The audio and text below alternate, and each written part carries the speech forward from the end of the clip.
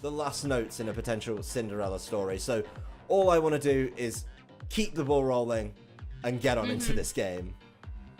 Exactly, let's jump right into it. And I want to see how Jiseok is going to be able to adapt, coming off that loss, coming into this match, and facing down against this classic combination of Nico, that Terrakion and Dragapult. We always love to see it. It's definitely become a firm favourite of mine now, and I can't wait to try out this team myself. But first of all, we've got to see how Jiseok faces down against it with that Clefairy and Primarina. I think this is a great lead from him. You've got the redirection, so you don't have to worry about beat up. You don't, and this is something that's kind of interesting. And obviously we've had the privilege of being able to see Nico Davide's choices in some of the other matches. So he's been against double fairy leads before in this tournament, right? He knows what he's doing, and he knows his way around it. So he's able to kind of bounce back from it. That said, I mean, Jiseok's lead is certainly a little more defensive, but if he can get through the next couple turns dealing with this Terrakion, it could be interesting. Of course, this plays a crazy big mind game if you're the player holding on to beat up. And we've seen trainers lose it and win it. You really do. If you've got beat up as an essential part of your strategy, you really do become the gambler. You have to know when to hold them, know when to fold them. If you choose beat up, it's got to land on your Pokemon, not the Pokemon on your opponent's side of the field. Exactly, we saw it yesterday with that Amoonguss playing some mind games on the field. And this time it's Clefairy's moment, going for that follow me. So we'll be directing away any beat up if that's what Nico has opted to go for. It is indeed going to be the beat up from that Dragapult. So trying to play it risky, trying to get that boost up as much as possible. But sadly, Clefairy's going to be able to take this and take it really well, despite even the little cheeky critical hits. So no boosts coming out for that Terrakion in this turn. But it's still going to be in a good position if he's able to get rid of this Clefairy. Max Rockfall going to follow out as well. Going to target down into that follow me from the Clefairy. And not enough to pick up a KO. Critically though, of course, the weather will now change and there'll be a little bit of sand chip at the end of that. But Clefairy able to hang on, and I didn't quite catch the HP, but I feel like at the end of the turn, Clefairy's still going to be hanging around here as Primarina goes for that Max Starfall, connects onto the Dragapult and removes it from the field. So if you're Jiseok, you now know there is no worries for you about beat up. Yeah, that strategy is absolutely null and void. And I believe, correct me if I'm wrong, Lou, the technical term, if you're the beat-up player in that instance, is you hate to see it. When Follow Me does come out, you try and call their bluff, and you go, well, I don't think you're going to do it because it's way too obvious. You're going to do something else. But when you land that beat up into the...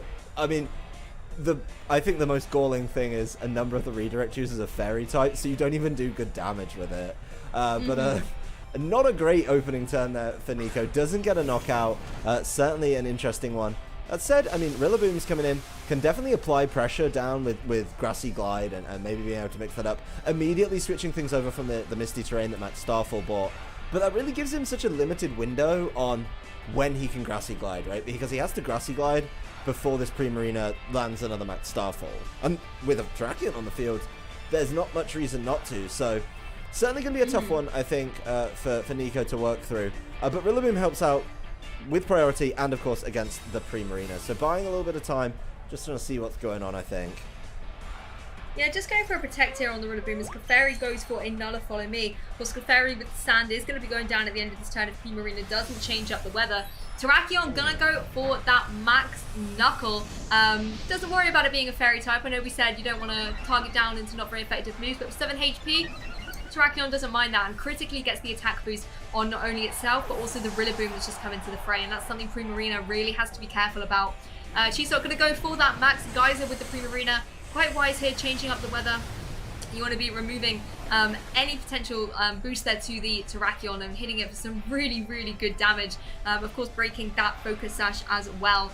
So that's completely null and void. And Primarina sitting actually in a really strong position, except for that Rillaboom. If you're Jiseok, you're going to have to really worry about... You need to be able to bring something in that's going to apply pressure to that Rillaboom. Yeah, I actually find this one kind of fascinating that he's happy to leave the Grassy Terrain up. And this play actually could be a long kind of term thought from Nico. So what he's done here is he's made sure he gets the Max Knuckle boost. Yeah, he gets the... Maybe thinking the Ferrothorn was going to come in. But anyway, he gets the knockout on Clefairy. And importantly, he gets that boost. So this Grassy Glide could be absolutely huge. Taking away the sand from the Terrakion and its special defense boost is nice, right? Don't get me wrong, it's nice. But the Grassy Terrain's still in play. which against both these Pokemon, the Primarina and the Urshifu, certainly an interesting one. Be curious to see if he can capitalize on it. The Aqua Jet blocked there, very wise with the Max Guard, and this Rillaboom is about to become a big old problem as that Max Knuckle Boost and the Choice Band, I don't know if it's Choice Band, it's not, this one's different, but that's a Primarina knocked out before it gets another Max move off. So actually, even though the Terrakion had a bad start, that's going to be the Dynamax that remained on the field. Yeah, I mean, you said that Rillaboom was going to be a problem. It certainly was. Particularly if you're Jiseok and you have the Rapid Strike variant of Urshifu, that's again a Pokemon that does not want to be facing down against a Rillaboom. And I think you made an interesting point where you said that he didn't change the terrain when he had the option to and try and remove that Grassy Glide priority. And it's definitely going to be working against him now with Rillaboom being able to be guaranteed to have priority and get the boost from the grassy terrain against the Pokemon that Jiseok's got. Yes, he's got the Ferrothorn, which Rillaboom isn't going to worry about too much, but unless the Ferrothorn can do something back to the Rillaboom, Jiseok's still in a disadvantage. So I actually think that I understand why you changed the weather. You want to be able to set up for something like this Urshifu to be able to do huge damage with Aqua Jet, right? That makes so much sense to me.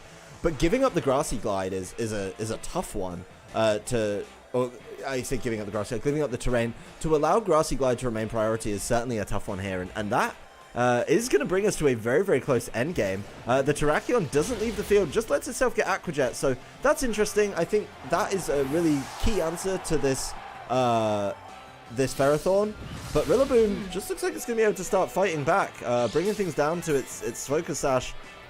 Does make for an interesting endgame though, as yeah, this Ferrothorn setting up is going to be quite nasty. Yeah, Ferrothorn being untouched in that particular turn does get that defense boost up +2. That's something that the Rillaboom is going to be a little bit concerned about. Of course, Rillaboom can pick up a KO against that Urshifu on the next turn as long as it doesn't detect. And that could be an interesting play here for Jiseok. If he wants to play a little bit defensively with the Urshifu, maybe try and boost up his Ferrothorn another turn. I mean, there's an Incineroar now on the field. You want to get your defense up and you want to utilize the rain as much as possible to apply pressure to that Incineroar and stop it from dealing as much damage to your Ferrothorn as it wants to.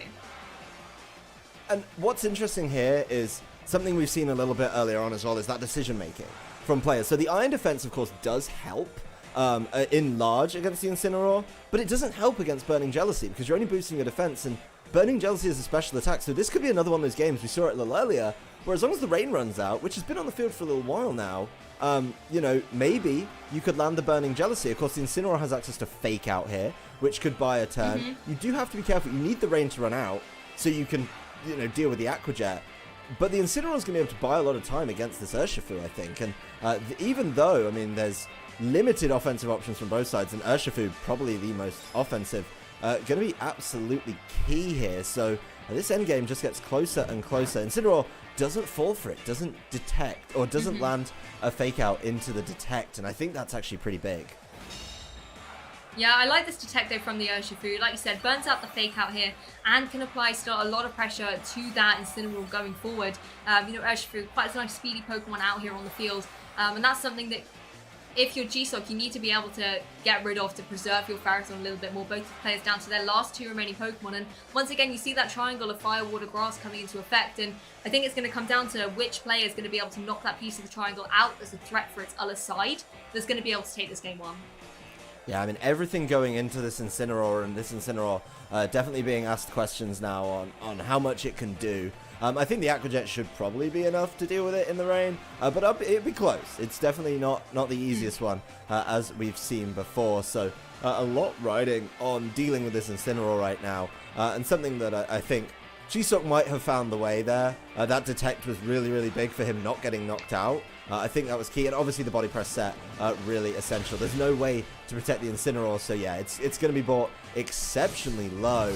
But Grassy Glide deals with the Urshifu, and now it's up to the Burning Jealousy, I think, to try and get there. We'll see. Oh, he's going with Flare Blitz, so he's not caring about the Iron Defense. Yeah, going straight for the Flare Blitz here. Also going to take a little bit in recoil and from the Iron Barbs as well. So Incineroar actually putting itself in range to eat its berry, and that could be really helpful for Incineroar, reboosting itself up thanks to its Citrus Berry, getting itself a little bit of HP But of course, taking that Flare Blitz recoil as well. Ferrothorn, however, going to be able to go for that body press, targeting down into the Incineroar, and is able to pick up the KO. Of course, body press coming off the defense stat, not the attack stat. So being able to apply so much pressure and getting rid of that threat. Just as the rain goes away as well. You know, I've got rid of the Incineroar. I don't need the rain anymore. Perfect timing for Jiseok. Yeah, so if, and it was a big if that was able to maybe kind of stall out a turn, you know, Incineroar, though, doesn't have access to protect in so many cases. It's not a move people are bringing on it. He just needed one more turn, right? He needed one more turn to let the rain expire. Then he would have been able to handle the Aqua Jet a lot better, and maybe it would have been a bit closer, but then he would have been able to land the Flare Blitz without the rain as well, and that would have been key. So this one's going to be, I mean, it's going to be a slow one. Rillaboom does only have high horsepower, which isn't the premium move when it comes to dealing with this Ferrothorn. And honestly, as long as this Ferrothorn can weave in body presses, I think it's going to be in a position to try and deal with it, deal with this Rillaboom. So yeah, it's going to be a really close one here. If that Incineroar had one more turn, I think it would have got there and the rain wasn't in play, but it just wasn't to be in this instance. I fully agree. Rillaboom going for those high horsepowers, particularly with the defense boost that the Ferrothorn has got up, is just not going to be able to deal nearly enough damage. And that Ferrothorn with the body press is going to be able to chip away at Rillaboom. So I think if you're these players, I mean, you can see that Jiseok's locked in, Nico's clearly taking his time, and we've seen that a few times before where Nico knows that he's in a losing endgame position. He's got to start thinking about the next game. So if you're Nico right now, you're going to have to think about how to adjust. And I think turn 1 in this game, going for that beat up and having it drawn away by the Clefairy, definitely put him on the back foot. So he has to be able to adjust going into game 2, and whether he's going to keep that beat up strategy, maybe try and play it boldly or complete switch of his leads, is going to be critical for him to stay in this competition. Ferrothorn going for the body press, and you can see so much damage coming out from here. I think the writing's on the wall here for this Rillaboom, and looks like Jiseok's going to be able to take game 1 in a matter of turns. Yeah, it doesn't. There's no way out for this Rillaboom. That Incineroar was the win condition, and very smartly a couple turns ago, Jiseok did just double target it with body press and Aqua Jet. So this game looks to be done. I mean, Jiseok's slow playing it a little bit as well, getting his time to think about the rest of the matchup. As the battle is cancelled, Nico just saying, yeah, you're going to body press me at some point in the future. I've collected my thoughts about a potential game 2 and game 3 play. So let's move on and let's get going into game number 2. Fantastic play. Nico's going to have to make a bunch of changes, I think, to avoid a number of mistakes. His tried and trusted Dragapult Terrakion just didn't work in the last game, and yeah, he's going to be up against it. It's facing down against Dragapult Clefairy again, or Clefairy again, but Dragapult as the change this time, and it's a tough one for Nico to bounce back because this Clefairy just causes so many issues. I mean, you say that the Terrakion Dragapult is tried and tested, but it is not pulling its weight in this particular matchup at the moment, particularly against that pesky little Clefairy. And if you're Nico, you're going to have to be aware of that follow me. It caught you out in game 1, and you're one game down here in this competition. You cannot afford to lose another one. So are you going to risk it? Are you going to try and go for that beat up? Or you maybe could try to utilize this first turn to deal out some really big damage. You could always try and Dynamax up maybe your Dragapult and apply some pressure from there. Going for those Max Phantasm or Rock Slide that we saw him do previously, but we'll have to see. First of all, it's going to be the Dynamax Dragapult out there for Jiseok, which I think is a really wise choice, changing up from that Primarina. Doesn't have to worry so much about the Rillaboom, but no Dynamax from Nico's side of the field. Clefairy, of course, going for that follow me quite wisely in case beat up was in play, as Dragapult does indeed go for that Phantom Force. So Dragapult hiding and maybe going to reappear later on, and most critically avoiding the max Wormwind there as Terrakion goes for the Rock Slide. Gets decent damage on the Clefairy with a critical hit. That's certainly going to help him out later on, but I think the critical thing there was Dragapult managed to get away unscathed.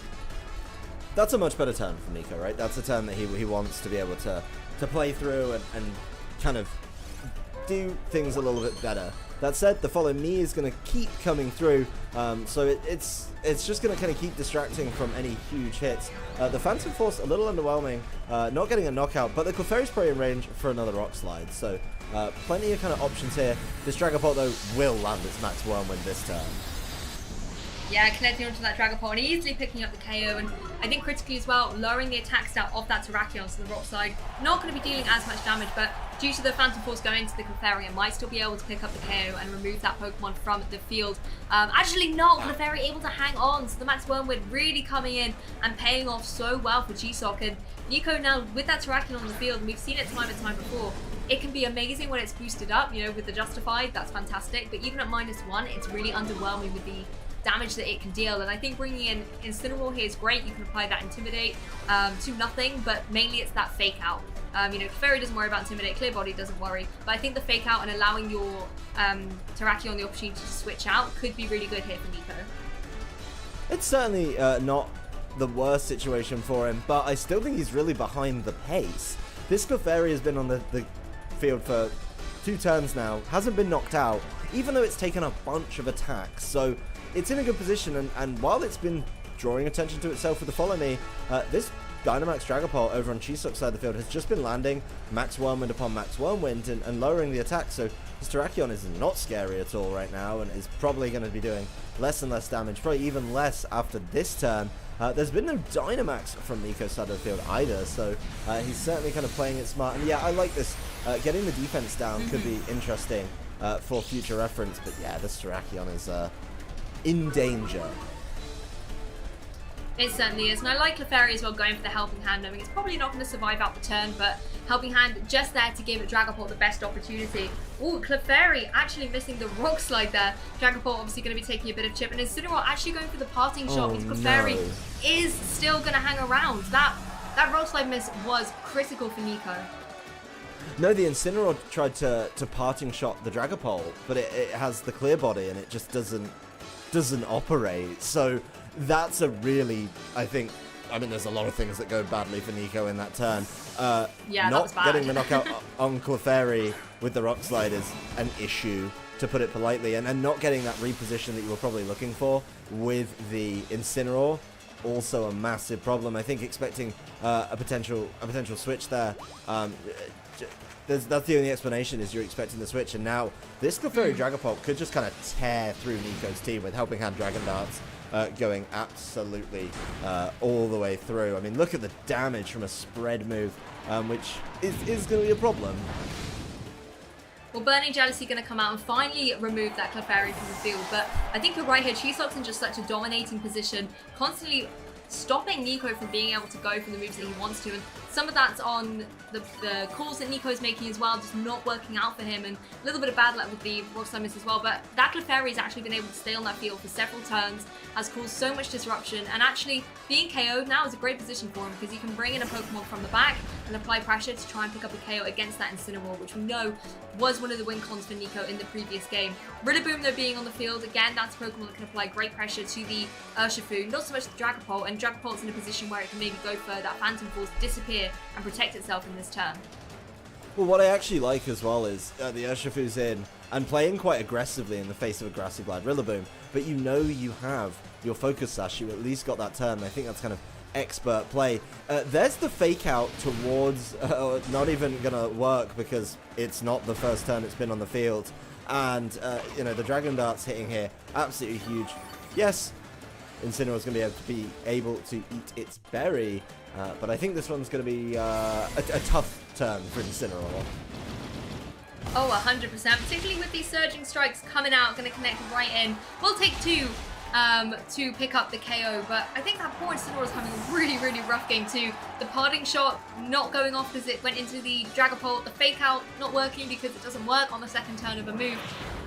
So I'm not too sure what's going on with the Incineroar, but it's just very unfortunate here for Nico. Of course, the Rillaboom, though, going to be able to connect its high horsepower, deal some damage to that Dragapult, but with the Terrakion coming back into the fray, something like that Urshifu is still going to be able to apply so much pressure, particularly with like the multi-use move, the Surging Strikes. It's not even going to be, it's just going to be able to go through Terrakion. Unseen Fist doesn't even worry about any protects. Focus Dash is already down on the Terrakion. I thought actually it might still have had it, and Surging Strikes would have been able to pick up the KOs, and it just looks like Jiseok's in such a phenomenal position here. Yeah, I mean, this game's really been a bit of a masterclass in how Jiseok's team operates. He's had some good turns, you know, the Rock Slide missing on Clefairy and stuff like that. Certainly helps him out. But overall, I mean, this Dragapult's been sat on the field all game. It's gone through 3 Dynamax turns. It's been able to try its best, you know, at getting moves landed. It did miss one. But right now, I mean, it looks like as well, this Dragon Darts is now going to double target because of the Aqua Jet. And the Rillaboom, yeah, it's got its attack boosted by the Helping Hand. It's still going to struggle a little bit here. Dragapult does get knocked out, though. But there's one more Pokemon left for Jiseok, and that probably not going to be the one you want to see if you're Nico trying to keep your run alive here. Exactly, that Ferrothorn that gave him so much trouble in game 1 is back out in the action, and Rillaboom really doesn't have the utility to be able to pick up a KO against it. Yes, you KO'd the Dragapult, and that's always useful, but there's an Urshifu still on the field with the Focus Sash, and I think that makes sense from his targeting, because you could try and... You couldn't even KO the Urshifu with one move there from the Rillaboom. It still had that Sash, and then Dragapult would have been able to, like you said, run rampant with those Dragon Darts, the little Dreepies out here on the field, because Jiseok knows that he's in a position that's so close to take it. Nico here really kind of doing that last chance saloon here, going to be using his Gigantamax. He hasn't actually used his Dynamax yet in this game, and it's something I think worthy of noting because it's come quite late, you know, leading with the Dragapult and the Terrakion, where normally he likes to Dynamax that Pokemon, hasn't actually opted for it, and now he's in this position where I think it's too little too late for the Rillaboom. Urshifu going to go for the close combat, does a big chunk of damage, of course going to be reducing its defense and special defense, but it doesn't worry about that, it's got a Focus Sash, it can just do this again on the next turn. I think this is the adaptation that Nico wanted to get into play a little bit earlier, right, was get the Ferrothorn in front of the Rillaboom in front of the Ferrothorn and try and use those max moves to be able to push through those defenses. That said, we saw the Max Quake and we still see that, quite honestly, it's not enough to get there. So this, I mean, at any point this Ferrothorn can just body press now and land that damage that it needs, even with the boosted health, thanks to being the Gigantamax. That's certainly not going to be enough to deal with this. So it looks like Jiseok bouncing right back from that defeat in the winners finals for a win in the losers finals.